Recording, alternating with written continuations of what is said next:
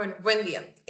Hoy vamos a hablarles sobre la economía de Colombia. En este vamos a tomar los puntos más importantes como son el PIB, el PNB, la inflación, el desempleo, la política fiscal, entre otros. Nuestro grupo está conformado por Lina Huelva, Keneisi Carat, María Margarita y mi persona, María Cecilia Marcos. Cada año Colombia produce cientos de miles de millones de dólares en bienes y servicios, genera millones de empleos y enfrenta desafíos como es la inflación y el crecimiento económico. Para entender cómo funciona esta dinámica, analizaremos los principales indicadores y políticas que influyen en la economía nacional. Para comenzar, es importante conocer los indicadores que permiten medir el desempeño económico del país. El primero de ellos es el Producto Interno Bruto. ¿Qué es el PIB? El PIB mide el valor de los bienes y servicios finales producidos dentro del territorio colombiano, sin importar la nacionalidad de quien los produce. Es el indicador que utilizan los gobiernos, los bancos centrales, los inversionistas para diagnosticar la salud de una economía. Con este fijan tasas de interés y diseñan la política fiscal. Conviene distinguir entre el PIB nominal, lo valorado a precios corrientes, el PIB real, el PIB ajustado por inflación para comparar el crecimiento genuino de la producción entre distintos periodos. Y cuando la prensa habla de crecimiento económico, casi siempre habla de lo que es el PIB real. Bueno, ¿cómo está la situación actual del PIB? Los datos que tenemos son a 2025. Con esta base, miraremos dónde está Colombia hoy. Según lo que nos dice el DANE, la economía en 2025 cerró con un crecimiento de 2.6, la cifra más alta desde 2022, impulsada principalmente por el comercio al por mayor y al por menor, el transporte y alojamiento, la administración pública, la educación y la salud.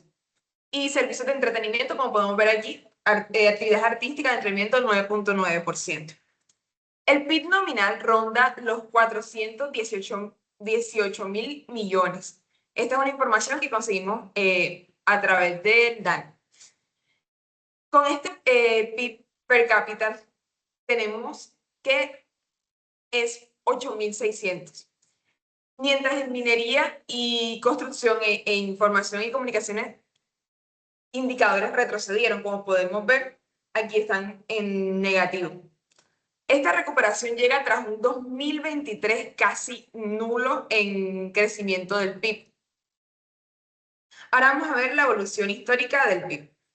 Ampliando lenta a 25 años, el PIB dibuja una montaña rusa con 4 grandes momentos. El auge entre 2003 y 2007, apalancado en precios de materias primas y seguridad democrática, que llegó hasta un 6.9 el PIB. La crisis financiera global entre 2008 y 2009, que tuvo una caída de 1.7 el PIB. El segundo boom minero energético, que fue entre 2010 y 2014, y su desplome con la caída del petróleo en 2014-2017. Los choques inéditos del 2020, como fue la pandemia, como pudimos ver, el PIB decreció en 7.2. Fue el único año en esta línea de tiempo donde tuvo valor negativo. Y en 2021 que tuvo un rebote a 10.8%, seguido de una fuerte desaceleración que después se recuperó en 2023 y ha ido subiendo de forma paulatina. ¿Quién ha impulsado esto? ¿Quién ha impulsado esta historia? Al inicio del siglo, el petróleo, la minería y la construcción fueron las locomotoras, por así decirlo, sobre todo entre 2004 y 2014, cuando la inversión extranjera se concentró en el sector extractivo. Esta participación se ha reducido de forma estructural en la última década, mientras el comercio, los servicios financieros y actividades profesionales han ganado peso. La manufactura mantiene una participación estable, pero sin gran dinamismo. La agricultura es volátil por naturaleza. Repuntó en 8.1 en 2024. Y la tecnología y la economía digital emergen como un sector en crecimiento, aunque todavía está pequeño. En conjunto, el avance de los servicios compensa solo parcialmente la pérdida del dinamismo del sector, pues, extractivo. Ahora vamos a ver lo que es el PIB versus la inflación. En 2022, la inflación escaló cerca del 13%, la más alta en un cuarto de siglo, por choques de ofertas globales, la depreciación del peso, el efecto del climático del niño sobre los alimentos. Y el Banco de la República llevó su tasa hasta un 13,25%, lo cual, por así decirlo, enfrió los créditos e inversión y redujo el crecimiento en el 2023 a 0,6%. Al ceder la inflación en 2024 y 2025, el Banco Central inició recortes de tasa y el crecimiento se recuperó. La lección es la siguiente: la estabilidad de precios es condición necesaria, aunque no suficiente para un crecimiento sostenido. Bueno, hasta aquí hemos hablado de todo lo que se produce dentro de las fronteras colombianas, pero ¿qué parte de esta riqueza le pertenece realmente a los colombianos? Esa es la pregunta que nos responde el Producto Nacional Bruto, hoy denominado también Ingreso Nacional Bruto, el cual se calcula como el PIB más la renta neta recibida del exterior, lo que ganan los colombianos y las empresas colombianas en el extranjero, menos la utilidad de las empresas que repatrian desde Colombia. Como podemos ver, la diferencia en la brecha entre el PIB y el PNB es alrededor del 2%. Todo esto pues se explica por el boom de la inversión extranjera directa en petróleo y la minería desde la década de 2000. Las utilidades repartidas por multinacionales han superado por mucho el ingreso que perciben los colombianos residentes en el exterior. Por eso vemos que la diferencia es poco significativa. Ahora vamos a pasar al tema de la inflación. Bueno, yo les voy a hablar acerca de la inflación. Entonces, la inflación es cuando sube en promedio los precios de las cosas que compramos, como el mercado, el transporte, el arriendo y el restaurante, comparado al año anterior. Un ejemplo podría ser el almuerzo ejecutivo. El año pasado lo comprábamos en 15.000 pesos y hoy en día cuesta 16.000 pesos. Eso es más o menos un 6 o 7% de inflación de ese producto. La inflación en general es cómo sacar el promedio de esa subida en pues, prácticamente en todos los productos. ¿Por qué importa la inflación? Porque si un sueldo no sube al mismo ritmo que la inflación o que los precios, en práctica puedes comprar menos con la misma plata. Es decir, se encoge el poder adquisitivo. ¿Qué implica si sube o si baja la inflación? Si mantenemos una inflación alta, la plata pierde su valor adquisitivo. La gente pobre sufre más, es decir, gasta casi todos sus ingresos en comida. El Banco Central normalmente trata de subir las tasas para poder enfriar esta inflación o este indicador.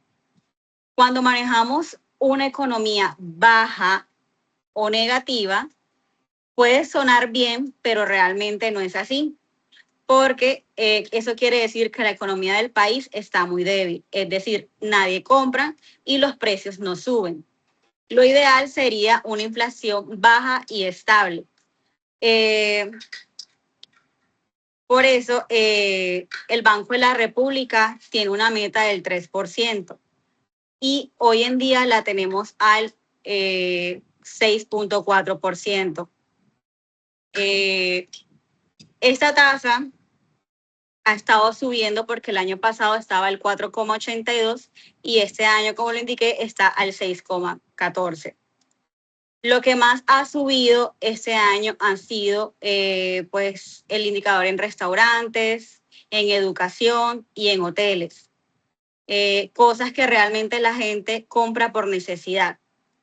El Banco de la República dice que no vamos a volver a tener esa inflación del 3%, sino hasta el año 2028. Es decir, que Colombia va a llevar mucho tiempo sin lograr su meta. En conclusión, podemos decir que la inflación en Colombia está alta al 6.4, es decir, al doble de lo que el Banco de la República pues ha estimado. Ahora les voy a hablar acerca del desempleo. ¿Qué es el desempleo? El desempleo es el porcentaje de la población que no consigue trabajo disponible y está buscando activamente. ¿Qué podemos decir? Supongamos, un ejemplo muy sencillo es cuando estábamos en la infancia y jugábamos ese jueguito de las sillas.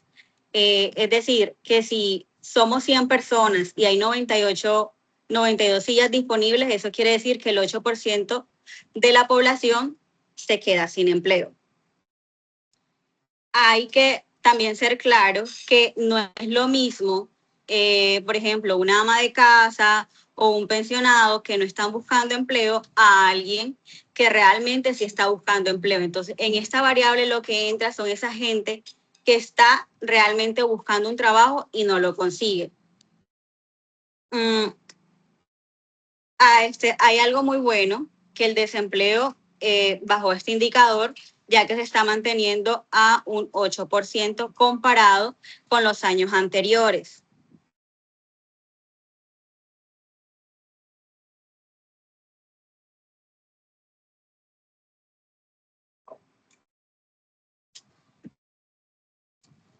Bueno, igual la informalidad sigue un poco más alta porque está el 52%. Es decir, más de la mitad de los colombianos trabajan sin seguridad social ni prestaciones sociales. El desempleo juvenil también incrementó un 15,3% en comparación con los años anteriores. El sector que más generó empleo fue el sector administrativo, salud y de educación. Eso quiere decir que el sector privado no está dentro, o sea, los que más dan trabajo son el sector público y no el sector privado. Y podemos ver también, o podemos notar, que el porcentaje de las personas sin desempleo con las mujeres es del 9,9% y el de los hombres es el 6,6%. Concluimos que el desempleo en el 2026 muestra una leve mejora, pero persisten brechas estructurales en el mercado laboral colombiano. Ahora le dejo con mi compañera Lina, que les va a hablar acerca de la política económica. Listo. Ahora vamos a hablar sobre los pilares de la política económica. La política económica comprende el conjunto de decisiones e instrumentos que utiliza el Estado para influir sobre el comportamiento agregado de la economía. Es decir, puede ser los niveles de producción, el empleo, los precios, por ejemplo. En Colombia, esta política, como pueden ver en la gráfica, se articula principalmente a través de los 4 frentes. Tenemos la política fiscal, la política monetaria, la política comercial y la política laboral. Y la relación entre ellas es la que determina, pues en buena medida, cuál es la situación macroeconómica que está viviendo el país. Como contexto de la situación actual, durante este 2026, el rasgo más característico de la política económica en Colombia ha sido la tensión entre un gobierno con una postura fiscal expansiva y por otro lado tenemos un Banco de la República independiente que ha optado por una política monetaria que es más bien contractiva. Todo esto para contener la inflación. Entonces, pues esto ha generado ciertas fricciones públicas entre el Ministerio de Hacienda y la Junta Directiva del banco. Ahora vamos a revisar pues cada uno de estos 4 pilares y hablaremos de la situación actual del país en cada una de ellas y también vamos a mostrar cuáles son las expectativas o proyecciones que se tienen. Entonces, vamos a empezar con la política fiscal. Entonces, del lado de la política fiscal, pues este comprende las decisiones del gobierno sobre el nivel y composición del gasto público, los impuestos y el financiamiento del déficit. con el fin de influir sobre el nivel de actividad económica, la redistribución del ingreso y la estabilidad macroeconómica. En otras palabras, esta política fiscal lo que nos ayuda es a saber cuánta plata recauda el Estado mediante pues impuestos, ¿no? Y cuánta de esta se está gastando, ya sea en salud, en educación, en seguridad, o en pago de deuda. En las gráficas, pues podemos observar la situación actual de Colombia. Por un lado, tenemos que el déficit fiscal de 2025 fue de 6.4 del PIB, y para 2026 el gobierno dice que va a bajar a 5.3. Pero se conocen, trajimos datos, ¿cierto?, de ciertos analistas privados, en este caso nuestra fuente fueron diferentes entidades bancarias, y estos creen que en realidad podría llegar hasta un 7%. Y por el otro lado tenemos la deuda pública que ronda el 59% del PIB, y como pues vemos también en la gráfica, esta subió con respecto al 2025. Entonces, esta situación actual tiene pues ciertas implicaciones, ¿no? Que podemos leer ahí en la parte de abajo de las diapositivas. Primero que todo, pues tenemos que el gobierno, el nuevo gobierno que va a empezar desde agosto de este año, va a recibir unas finanzas públicas con poco margen de maniobra, esto debido al alto déficit fiscal y una deuda mayor, lo que muy probablemente llevará a que necesiten aprobar una reforma tributaria para mejorar esta situación pues fiscal del país. Y por otro lado, pues también tenemos una meta, como lo mencionábamos anteriormente, ¿cierto? Mis compañeras, en donde el gobierno espera reducir el déficit de valores del 3% del PIB para 2037. Pero sabemos pues que esto depende mucho de que se aprueben diferentes medidas para aumentar el ingreso y también controlar el gasto público. En conclusión, Colombia está gastando bastante más de lo que recauda, con un déficit de más del 5%, ¿cierto?, del PIB, y esto obliga a endeudarse cada vez más. Por eso también vemos cómo la gráfica de la deuda neta aumenta. Y pues el próximo gobierno tendrá que crear estrategias de cómo subir impuestos o qué estrategias va a implementar para que esto no siga por este camino. Luego ahora también vamos a hablar de la política monetaria en la siguiente diapositiva. Este es el conjunto de acciones que adopta el Banco Central. En Colombia pues es el Banco de la República, para controlar la oferta de dinero y las tasas de interés, con el objetivo de mantener una inflación baja y estable.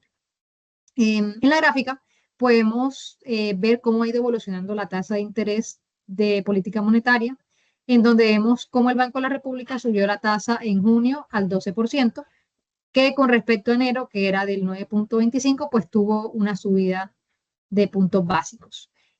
Cabe resaltar que la decisión de subir la tasa en junio pues fue dividida, ya que no todos los directivos estuvieron de acuerdo con esto, lo que muestra que ni siquiera los expertos tienen o han llegado a un consenso sobre qué tan agresivo hay que ser con esta subida de tasas.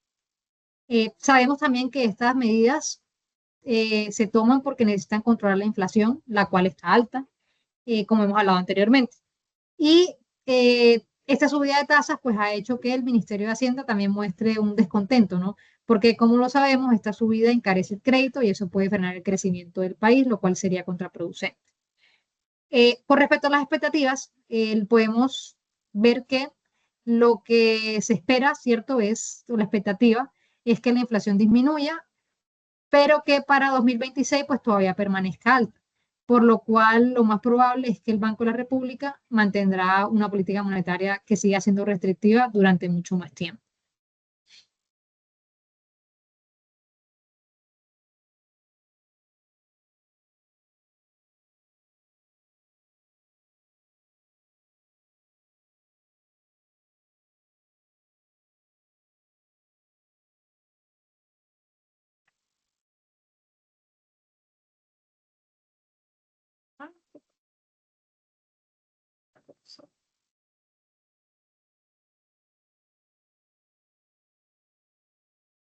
Ok, ahora les voy a hablar sobre tres aspectos muy importantes de la economía colombiana: la política comercial, la política laboral y los mercados de activos.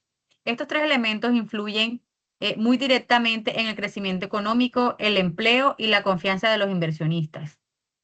En cuanto a la política comercial, la política comercial son las condiciones bajo las cuales Colombia compra y vende bienes y servicios con otros países. Estas relaciones las facilitan los TLC. los tratados de libre comercio que el país tiene vigente. Entre esos TLC vigentes tenemos Estados Unidos, la Unión Europea, Canadá, Corea del Sur y la Alianza del Pacífico. Sin embargo, actualmente Colombia enfrenta un problema muy importante, ya que estamos comprando más de lo que vendemos hacia afuera, lo cual está causando un déficit comercial. El déficit comercial es cuando sale más dinero del que entra. Además, el peso colombiano también se ha valorizado frente al dólar, lo cual ha impulsado el tema de las importaciones y afectando de esta manera a los exportadores colombianos. Esta situación se ha venido presentando con mayor fuerza desde el mes de abril del 2026, donde se pudo ver un déficit comercial de alrededor de 1.760 millones de dólares. Y a través de los meses podemos observar que la brecha se va aumentando.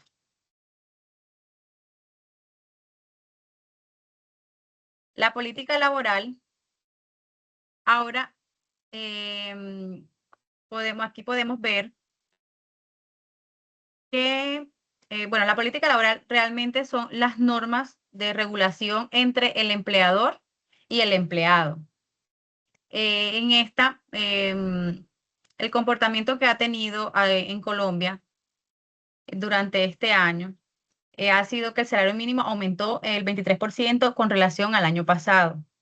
Este salario mínimo fue llamado por el gobierno nacional como un salario vital, el cual tiene un aumento superior al de la inflación. De esta manera, los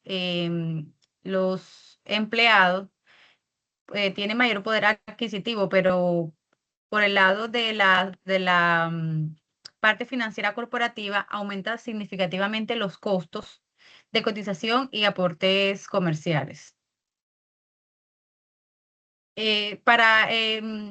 Además, hay que tener en cuenta que en el 2025 se aprobó la reforma laboral, la ley 2466, donde se establece el aumento gradual de los recargos dominicales y festivos del 80% en el 2025, el 90% en el 2026, hasta el 100% en el año 2027. Y que el recargo nocturno sería a partir de las 7 de la noche. Además, con esta reforma, los contratos de aprendizaje toman forma, toman carácter laboral. Dentro de esta reforma laboral también podemos ver la formalización progresiva de las madres comunitarias. Teniendo en cuenta lo anterior, el Fondo Monetario Internacional proyecta un impacto con un aumento en la tasa de desempleo entre el 9 y el 10%. Mercado de activos.